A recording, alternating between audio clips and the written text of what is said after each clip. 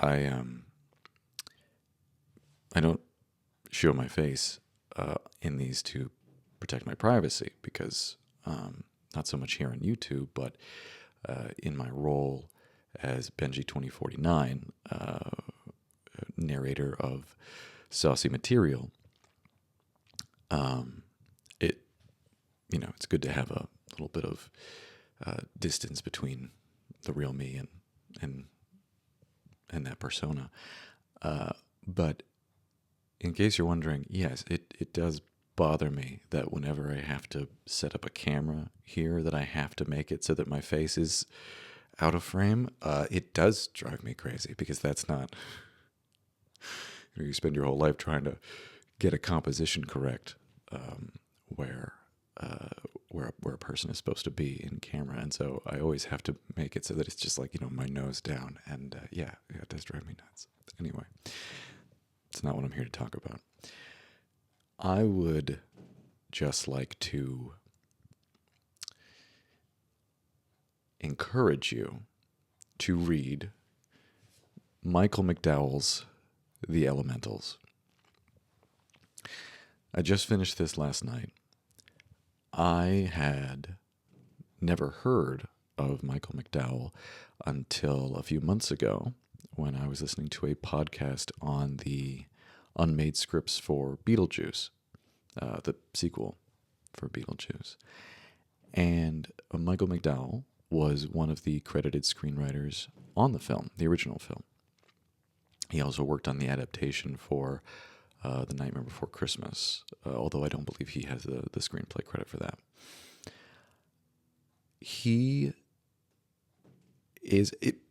Let me start over. I am a middle-aged man, and I've been reading my entire life, and sometimes one can get a little haughty and think that they have read everybody who is worth reading. And so it is always a pleasure, an absolute pleasure, to come across an author who you not only haven't heard of before, but who just absolutely blows you away. And I was sold this book that it was a horror book, that it was scary. And as I'm reading it, the first few chapters, I'm like, oh, this is fun. It's a little different. It doesn't seem very scary. And then it starts getting very, very creepy. And it's very good. It's very good. I don't know a lot about Michael McDowell. I know that he died very young, at the age of 49, from, I believe, AIDS-related illness. And I've already ordered another one of his books, The Amulet, to read,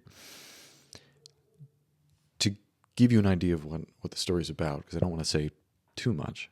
And I haven't done one of these reviews yet, so I don't really have a format. I'm just saying, read this book, it's good. This is 100% falls within the Southern Gothic genre.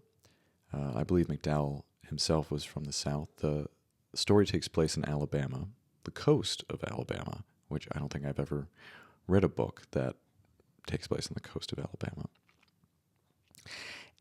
It involves two families, the McCraes and the Savages, or the Savages, and it follows the death of the matriarch of the Savage family, Marion Savage, or Savage. I gotta pick one of these pronunciations. And there's a very strange ritual that happens during her funeral, and then they all take a retreat down to a beach outside of Mobile, where there are 3 identical Victorian houses. One is owned by the McCraes, one is owned by the Savages, and one is a bit of a mystery. It stands by itself, and it has been almost totally consumed by a giant dune on the beach. And I think I don't need to tell you much more for you to understand that there is something very strange and very off about the third house. There's several characters in the book.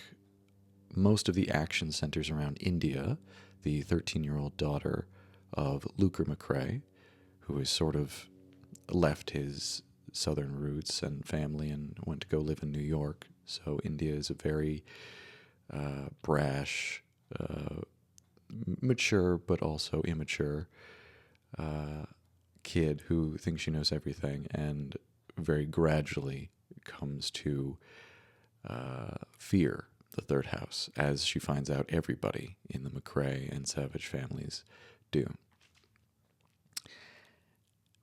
I love books, and especially horror books, that deal with place and space. One of my absolute favorite books of all time, like bar none, top 3, is Mark Z. Danielewski's House of Leaves. And that is a book that is about a house that is much more than a house.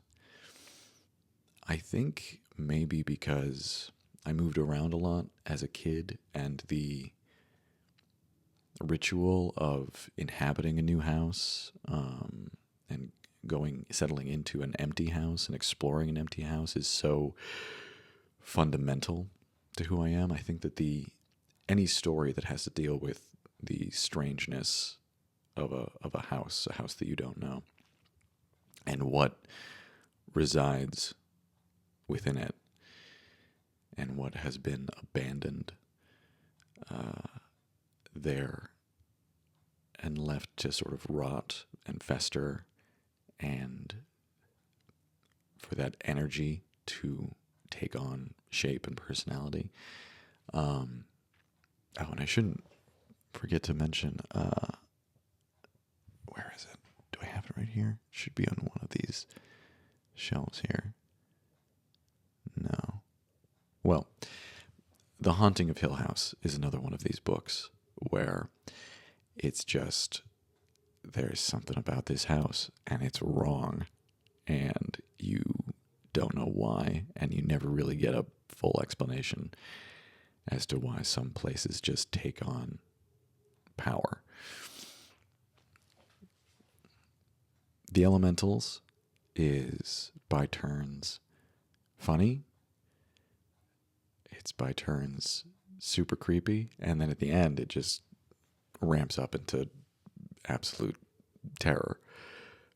I finished it last night, and as I think many of you maybe in the audience can relate to, I start many books, but finishing them, especially at this age, is more of a challenge. And this book was no challenge. I sat down, put the phone away, turned off the TV, turned off the computer, just read the book, and it's worth it. It's great. The next book for Michael McDowell that I'll be reading is The Amulet. I have a ton of other books in my queue that I'm still slowly working my way through. But this one was so good that I immediately want to read more. So if you have not checked it out yet, The Elementals by Michael McDowell. It's a pretty quick read. It's entertaining. It's wonderful, and you absolutely feel the Beetlejuice influence in there.